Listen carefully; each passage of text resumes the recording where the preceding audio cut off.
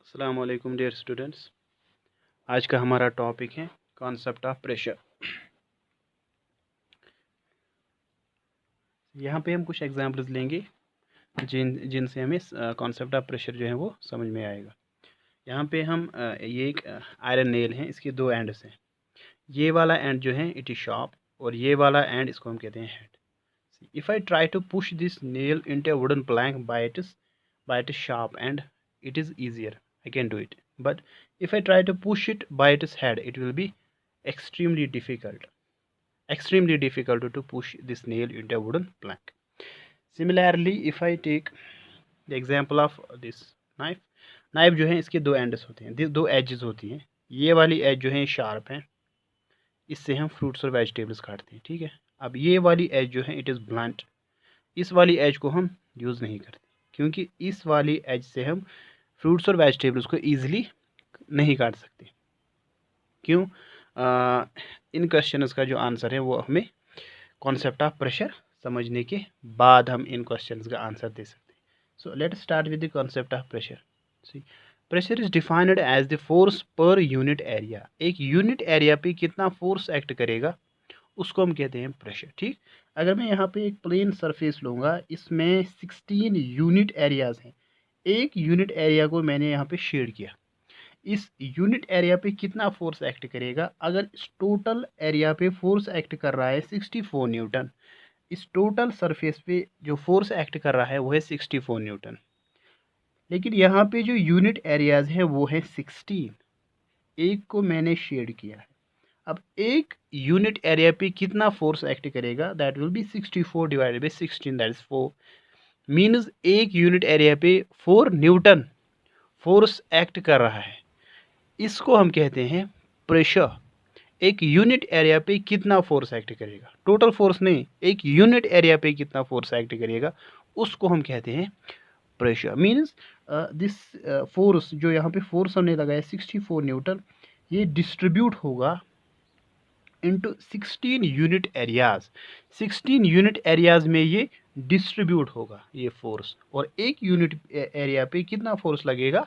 4 Newton, उसको हम कहते हैं प्रेशर। एक यूनिट एरिया पे कितना फोर्स लगेगा उसको हम कहते हैं प्रेशर, ठीक है। अब अगर हम एरिया को बढ़ाएंगे तो यूनिट एरिया को जितना एक यूनिट एरिया को जो फोर्स मिलेगा वो कम होगा, क्योंकि अब ये फोर्स जो है ये अब ज़्यादा एरिया पे डिस्ट्रीब्यूट हो रहा है, ठीक है। इसीलिए हमें एक और टर्म या कॉन्सेप्ट इंट्रोड्यूस कराना पड़ा जिसको हम कहते हैं concept of pressure. This is slightly different from force. Force is puller push, ठीक है। अब प्रेशर जो है, pressure is the effect that force will generate. Force कितना इफेक्ट जनरेट करेगा? That will depend upon the area on which it acts. कितने area पे force act कर रहा है वो डिसाइड करेगा उस फोर्स का इफेक्ट कितना होगा, ठीक है।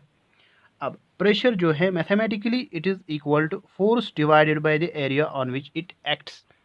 कितना फोर्स हमने लगाया डिवाइडेड बाय कितने एरिया पे लगाया, इस रेशो को हम कहते हैं प्रेशर, ठीक है। अब let's come back to the problem of this nail. जब हम नेल को पुश करते हैं एक वुडन प्लैंक में by it is sharp end, तो फोर्स जो हमने इस नेल पे लगाया वो एक स्मॉल एरिया पे एक्ट करता है। That means area is small, एक स्मॉल एरिया, एक स्मॉल रीजन पे फोर्स एक्ट हो रहा है जिसकी वजह से बहुत सारा प्रेशर जनरेट होता है, क्योंकि एरिया जो है वो डिनोमिनेटर में है। एरिया जितना कम होगा उतना प्रेशर ज़्यादा होगा। जब हम इस नेल को पुश करते हैं वुडन प्लैंक में बाय इट्स हेड, तो जो फोर्स हम लगा रहे हैं वो एक ज़्यादा एरिया पे एक्ट करता है, जिसकी वजह से प्रेशर जो है प्रेशर कम जनरेट होता है। और यही वजह है कि हम एक आयरन नेल को एक वुडन प्लैंक में पुश नहीं कर सकते बाय इट्स हेड, राइट। इसी तरह same is the case with knife. जब हम शार्प वाली एज से फ्रूट्स को काटते हैं तो जो कंटैक्ट एरिया होता है between the sharp edge and the fruit that is less. जब एरिया ऑफ कांटेक्ट कम होगा तो एरिया ऑफ कांटेक्ट जब कम होगा, एरिया डिनोमिनेटर में है, एरिया ऑफ कांटेक्ट जब कम होगा प्रेशर ज़्यादा होगा। सो जब हम किसी चीज़ को शार्प वाले एंड से काटते हैं तो वहाँ पे बहुत सारा प्रेशर जनरेट होता है। Compare to the blunt end. अगर हम ब्लंट एंड से काटेंगे तो वहाँ पे इतना ज़्यादा प्रेशर जनरेट नहीं होगा, क्योंकि यहाँ पे एरिया ऑफ कांटेक्ट जो है वो ज़्यादा होगा। ठीक है।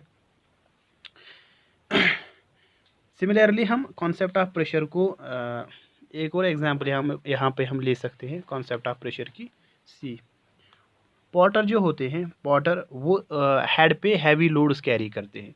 अब दिस हैवी लोड की वजह से उनके सर पे एक फोर्स एक्ट करेगा। ठीक है। अब जितना area of contact between this load and head increase होगा उतना प्रेशर कम होगा। ठीक।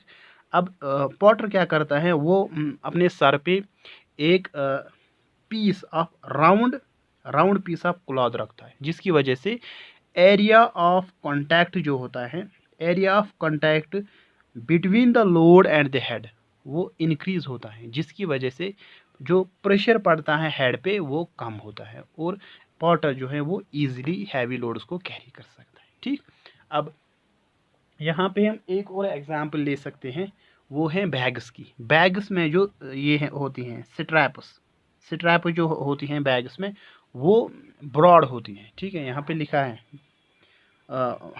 ब्रॉड स्ट्रैप जो होती हैं शोल्डर बैग्स की, वो ब्रॉड क्यों होती हैं? क्योंकि ब्रॉड स्ट्रैप से एरिया ऑफ कांटेक्ट जो होता है between the strap and the shoulder that is more. जब एरिया ऑफ कांटेक्ट ज़्यादा होगा तो जो प्रेशर शोल्डर्स पे पड़ेगा वो कम होगा। यही वजह है कि ये जो स्कूल बैग्स होते हैं या शोल्डर बैग्स होते हैं, उनमें जो स्ट्रैप्स होती हैं वो वाइड होती हैं, क्योंकि वहाँ पे area of contact between strap and the shoulder that increases. जब एरिया इंक्रीज होगा तो प्रेशर जो है वो डिक्रीज होगा। ठीक। With this we complete the concept of pressure. Hope कि आपको ये अच्छे से समझ में आया होगा। Thanks for watching. अस्सलाम वालेकुम।